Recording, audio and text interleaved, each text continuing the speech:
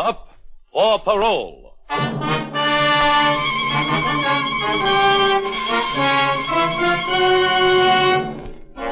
Tonight, CBS presents another in the exciting crime series, Up for Parole. Authentic cases as actually presented before parole boards in your state prisons, reenacted here for the first time. The case of Margo Owens.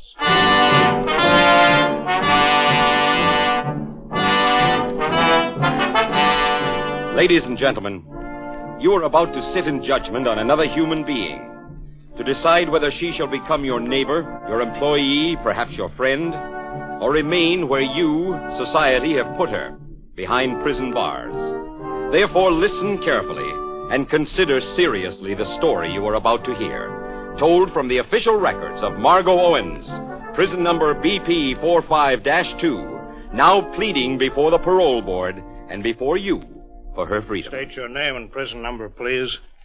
Margo Owens. BP 45-2 is my prison number, sir. How old are you, Margo? 22. Tell this board the charges in which you were convicted. Attempt to kill someone. You mean felonious assault with intent to murder? That's right. And the other charge? Violation of parole. Sentence now being served. 3 to 6 years. Proceed. I served 4 years and 6 months of my sentence, and the prison warden gave me her permission to ask for parole. Why do you think this board should grant you parole, Margo? The main reason, Mr. Chairman, is I want to see my baby. My baby is 4 years and 3 months. She was born in prison. I only saw her twice in my life. Now, there's no need for being upset, Margo. This board's going to give you a fair and just hearing. We aren't your enemies. We want you to know that. Yes, sir. All right, now. Go ahead, Margo. Kane City, where I was born and grew up, has about 3,000, 4,000 people. It's in the farm country north of here. I went to school until I was 8 or maybe 9, and then to work. Pop got me a job where he worked in a carpet factory when I was 12. Ma was dead when I was 2. Sometimes I wish Pa would have died, too. My sister Laverne, she was 4 years older, and... well, you know how these things happen. Laverne had a baby. And no husband. Where is she? Your own father comes home to dinner, he can't find a thing in the house. Where is she? Laverne went away to a friend's place about, 2 months before the baby was born and had it. She came back that night, leaving the baby at her friend's. Where's Laverne? Where is she? I was getting you supper, Pop. I had to stop by. Stand still.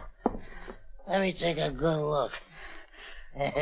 Oh, Pa, please. No, let go, please. Did you think I was so blind drunk I didn't even see what was happening to you, huh?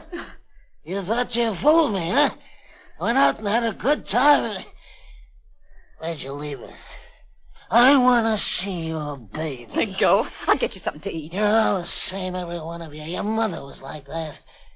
And this one here, watching and listening with her big eyes. Margo, she's headed there, too.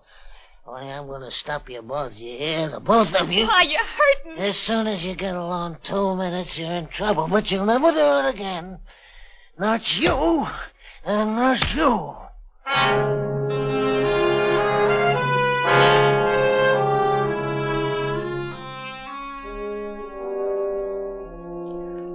I was 15 the day that happened. And the next day we ran away, both of us. But not together. Laverne went, I don't know where, and I never saw her again. And I went to the county seat, a town nearby, and I got a job as a maid for Mr. Emil Perez, who owned the general store.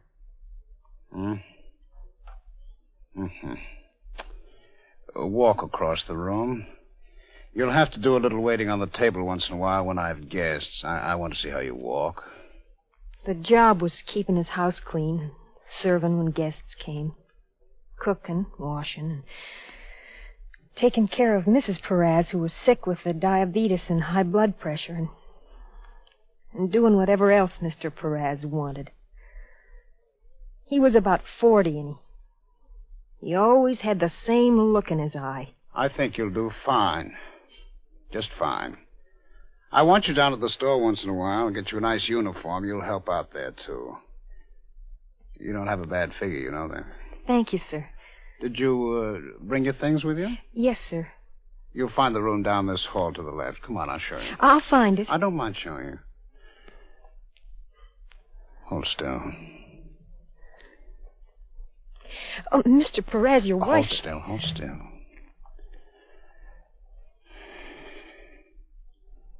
You'll do wonderful. Mrs. Perez couldn't have weighed more than 100 pounds, maybe even 95.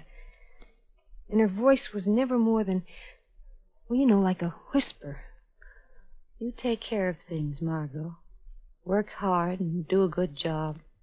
Keep the house clean. He likes beer in the icebox and the bourbon. Always see there's a quart in the side table. Yes, ma'am. You won't have to do much for me. Oh, a sponge now and then and a little food. And in about 6 months or so, when I'm dead, if you do what he wants... Oh, you don't mean that, Mrs. Perez. I do. I do. Make him pay for what he does. Make him marry you. You can do it.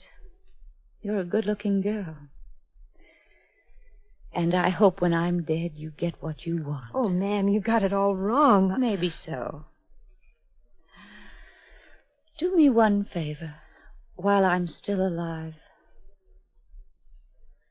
The walls in this house, they're paper thin.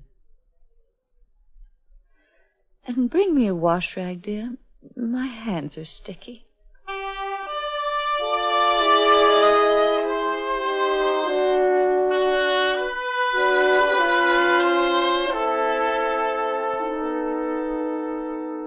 And you lived this way, Margo Owens, for how long was it? 7 months, Mr. Chairman. Did he hurt you? Was he cruel to you? I'm used to being hurt. After all, sir, you got to take the bad with the good. Proceed, please. His wife died, and he buried her, and he put up a little stone, and we walked back after the funeral, back to the house. He never said a word all the way back from the cemetery, over a mile. And then...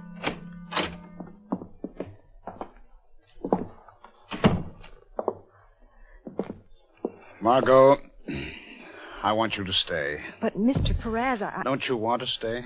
We just came from the funeral. Don't preach to me. Margo, I need you. I want you to stay. You mean the way you said it before? Married? Of course.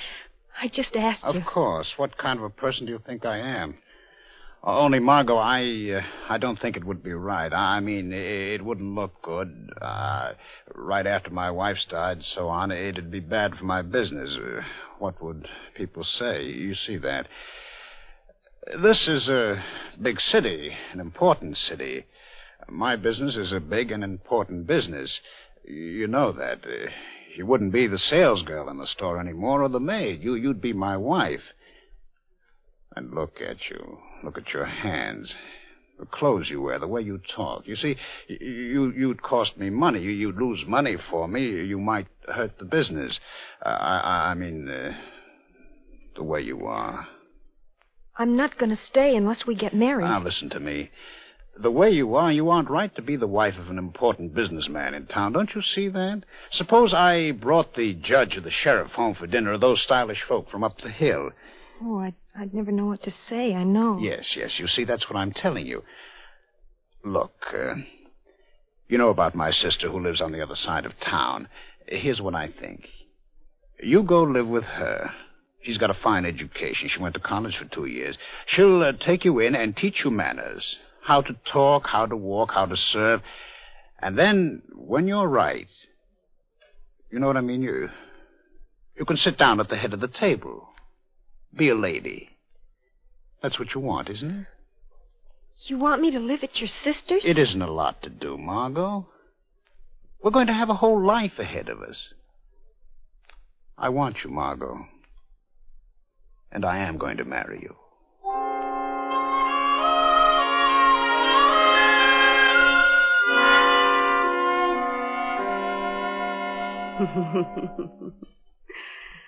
Well, now let me see you walk over to the table and sit down.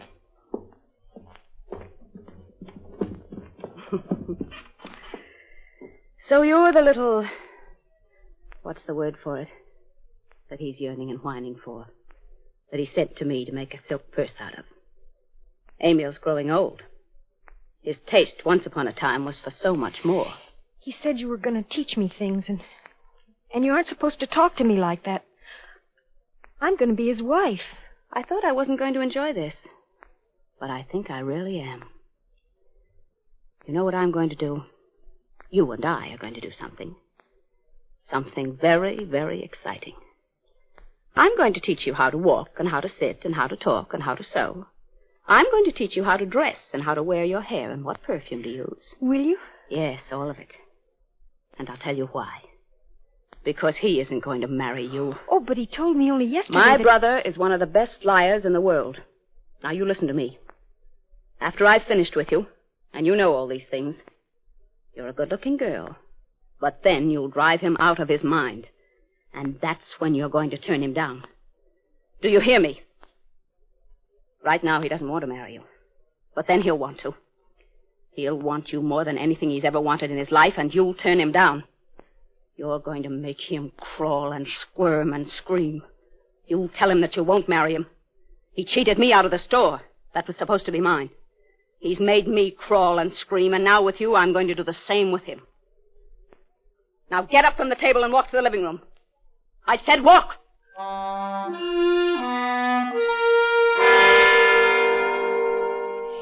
Emil was bad, but he was good, too, and if he hurt me, he was tender sometimes. Oh, but not her. She was like a knife, or like a fire, or like a file. She never hit me, but, oh, that tongue of hers. She made me feel worse than dirt. And when I said to him, marry me now, please. Not yet. You're not ready yet. You're not a lady yet. Please marry me. Come here. Hold still. I had to run away. I had to run away from the both of them. So I went as far as I could go, 100 miles to a big railroad city there, and I got a job as a governess with a real nice family. And it happened while I was wheeling their baby in the park. Margo? Mr. Perez. You didn't think I'd lose you, did you? Why don't you leave me You alone? better get back to the house because they want that baby back. They don't trust their baby with you. You're an immoral, delinquent girl. I told them. You got me fired? That's right. Well, isn't it enough that you won't marry me, and now you won't even let me lead my own life? I want you, Margo. But why? Why do you do this to me? Do you hate me so much? Girl, don't you know anything about a man's feelings? I want you. I want you so much I'd do anything. Anything, you hear me? You'll never get away from me again.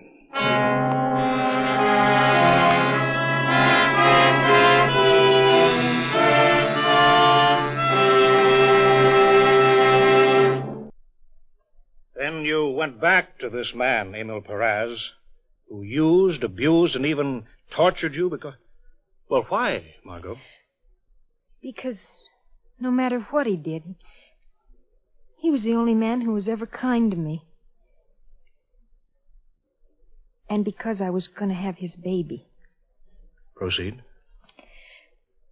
When I told him, he didn't believe me. He said you're making it up to get me to marry you. I told you all along I'd marry you, Margo, but I don't like it this way. You aren't ready yet. You know you aren't ready yet. You can't take over the house and the store. Be my wife, I mean. Emil, I'm not saying I'm going to do anything, but you better marry me. You threatening me? Oh, can't you understand, Emil? I want to marry you. I want to have our baby. I want us to be like a father and a mother. All right. Emil. We'll be married secretly. We'll go across the state line where nobody knows us. Why? You know why. Then you'll go to my sister's, and that's where you'll have the baby. No. I won't have you running all over the county, everybody knowing what's going on. You're going to have the baby quiet where nobody's going to know about it or see it. No. What else can you do? Somebody going to give you a job the way you are? You're going to go off in a barn somewhere? Now, look. I'll talk to my sister Maxine. It'll be different this time, I promise you. You'll see. I'll be over there regular. But we'll be married first. Tomorrow.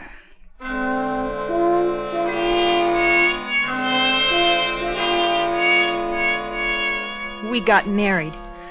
But that was the only true thing he said. He said things would be different. He'd talk to his sister, and he'd see me regular. He came twice to see me the whole 4 months before I had the baby. And his sister, she was even worse.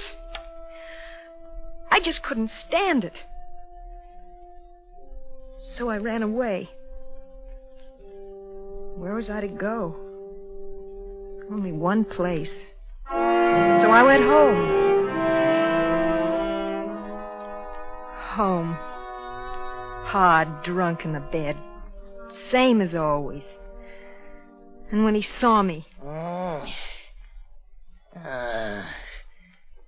Just like the rest of them, like I always said. Like your sister and your mother. Now you come crawling here to find a place where you can have somebody Stop else. it! I'm married. Oh, now ain't that nice? Where's your ring, huh? Where's your license? Where's your husband? Right here. You. Come on, Margo. What did you come here for? What did you think, that I wouldn't find you? You're going to blab it all over the county now? Take your hands off that girl. Oh, devotion. Well, watch, Pa. Emil, please. I said to come. Yeah, I'll show you. It's my daughter, huh? I'll show you. Put down that gun, you old stupid fool. It's my girl. Give me that. Aim a gun at me, huh? Well, maybe it isn't etiquette to hit a new father-in-law in the face. Emil, leave him alone. What are you... I've got the gun now. If you don't get out of here, so help me, Emil. Stay where you are. So help me, Emil.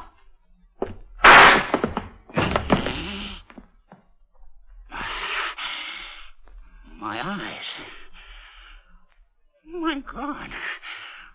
I can't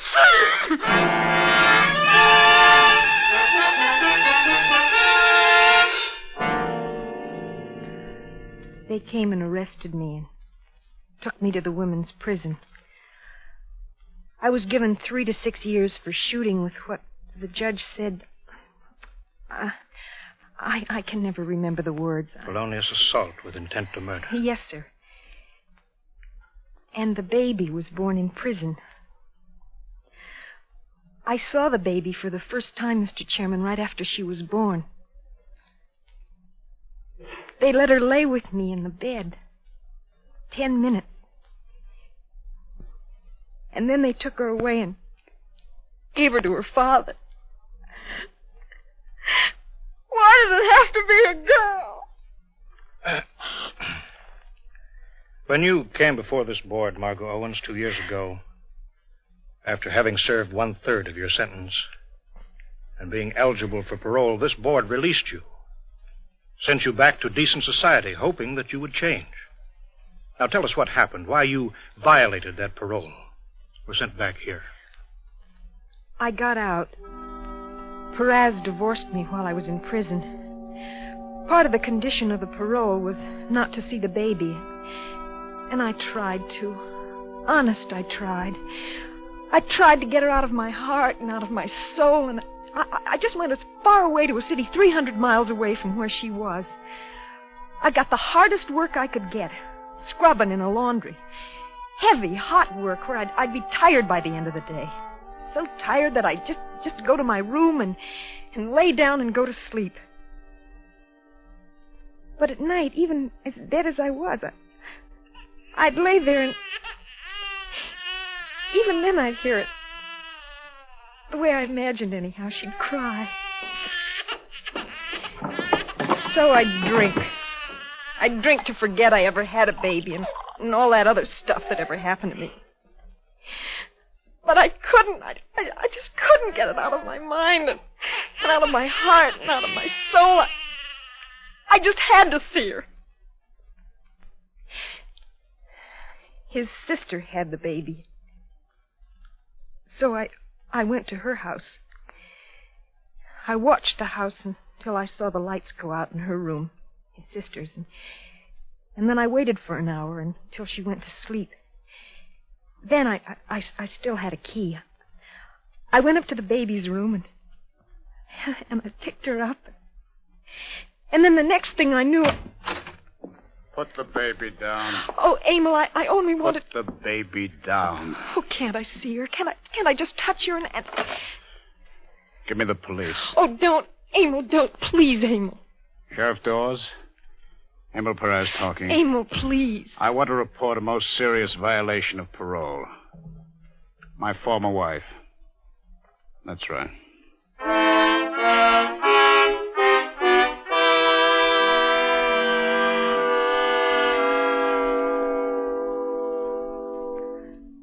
And so they picked me up for parole violation, and here I am.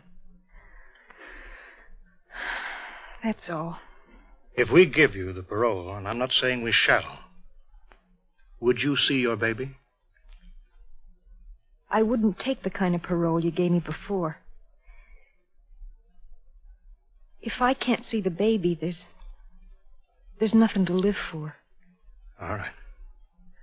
This board, I think every decent person in the world, listening to your story, must feel enormous sympathy for you. Must be moved by what you said and how you said it. But, and this for me and for all of us on the board is a tremendous but, you took a gun, and with intent to kill, you shot a man. You know, when physical violence is the only solution that a human being sees to a problem, you know, when emotions blast with white heat, how can such a person be trusted to return to decent society? Whatever may have happened to you, and I don't condone it, but in a civilized society, force of arms, the action such as you took, it just cannot be the solution for human problems. It's this, together with the story you just told us, that must be considered here. And now this board will consider your case. All right. Step outside with the guard, please.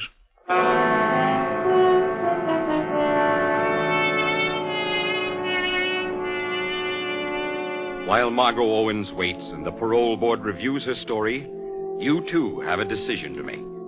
In a moment, you can compare your decision with that of the actual parole board before which she appeared.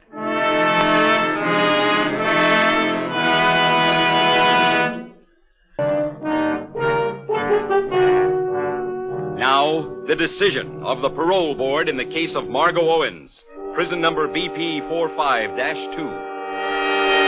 Margo Owens, I wish a good deal of what this board wants to say to you could be said to Emil Perez, to Maxine Perez's sister, to your father, and to the others who abused you in the course of your 22 years. They've been 22 years of misery, which would be enough for 2 lifetimes. You know, when a young woman or a young man is brought into this world, he's born with a need for affection and for security. And when this need is denied, as it has been so consistently denied you in your life, it tries to find solutions in the only way it knows how. Do you know what I mean, Margo? I don't know, sir. Well, each of us needs a father, needs a mother.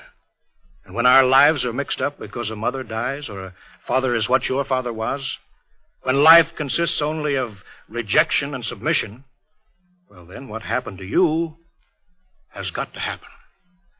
Oh, I wish we could pick up the roofs of the houses of this land and look in and see how many how very many children, babies today, yet because they face similar circumstances to yours, are the future Margo Owenses, unfortunate women like you in the making. And so, Margo Owens, it becomes our responsibility not to punish you, but to understand you. Not to do a lot of moralizing, but to help and to cure. And we feel that your life, with all of its sordidness, all of its unhappiness, it shows an incredible flexibility of the human spirit. It shows that you love that child that you bore, that you cannot conceive of life without that child. And that when you realize, as you did when Perez struck your father, Perez wasn't someone you could place any faith in, any faith at all, you turned, and though you did wrong, you defended your father. And this, Margo, is fundamental. It's on this very thing that you will build and grow and live. You mean you're going to let me out? I have a letter here, which is signed by 6 citizens of your town. 6 citizens who know your full story and have written voluntarily saying, because people are decent, that they'll help you get respectable employment. And Margo never cursed the day that she was born a girl. For if she finds what you didn't find, the warmth, the security, and the affection, you take my word for it, she'll grow up a good woman. And in that life, I think you too will find yourself. Parole granted. Next case. Today, Margo Owens may be your neighbor, your friend, or the woman you saw the other day waiting on tables in the neat restaurant in which she has a part interest. The woman with the lovely 9-year-old daughter. Her story was told in the interests of thousands upon thousands of men and women who have served their time in American prisons, who have been given another chance to create and achieve for themselves a decent, honest, and useful life in your community. Margo Owens' story was also presented in behalf of those prisoners in our penal institutions who someday may be up for parole.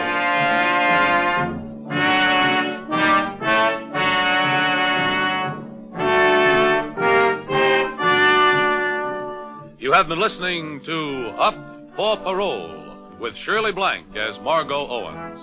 Written by Arnold Pearl and produced and directed by Mitchell Grayson. Research by Wally Gould. Music was under the direction of Harry Salter. Listen again at this same time next week when CBS will bring you the actual story of case DR-095. Up for Parole.